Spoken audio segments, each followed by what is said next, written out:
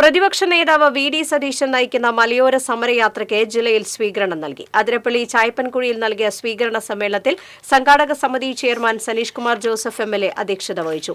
അക്രമങ്ങളിൽ പരിക്കേറ്റവരെയും കുടുംബങ്ങളുടെയും വന്യജീവികൾ കൃഷി നശിപ്പിച്ച കർഷകരെയും പ്രതിപക്ഷ നേതാവ് സന്ദർശിച്ചു.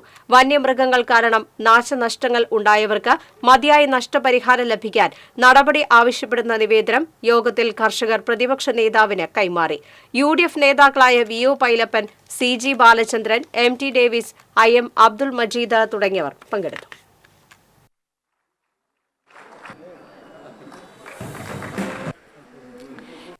ഇവിടെ പറഞ്ഞല്ലോ 60,000-ത്തിലധികം വന്യജീവി ആക്രമണങ്ങൾ കേരളത്തിലുണ്ടായി. ഈ 6-7 കൊല്ലത്തിനുള്ളിൽ 1000-ത്തിലധികം പേർ മരിച്ചു, 8,000-ത്തിലധികം പേർക്ക് ഗുരുതരമായ പരിക്കേറ്റു. ഇവിടെ കണ്ടല്ലോ, കണ്ണ് നഷ്ടപ്പെട്ട ആൾ ഉൾപ്പെടെ നിരവധി ആളുകളാണ് ഗുരുതരമായി പരിക്കേറ്റത്. ഞങ്ങൾ കൊട്ടിയൂര് വെച്ച് ഒരു ഓട്ടോറിക്ഷ ഡ്രൈവറെ കണ്ടു. വെളുപ്പിന് ബൈക്ക് തെറിപ്പിച്ച് നിലത്തിട്ടാണ്. ആന നെഞ്ചിൽ കാല് വെച്ചു.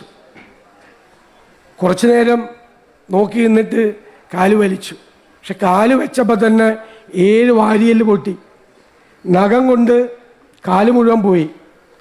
ചെലവ് ആശുപത്രിയിൽ 15 ലക്ഷം രൂപ.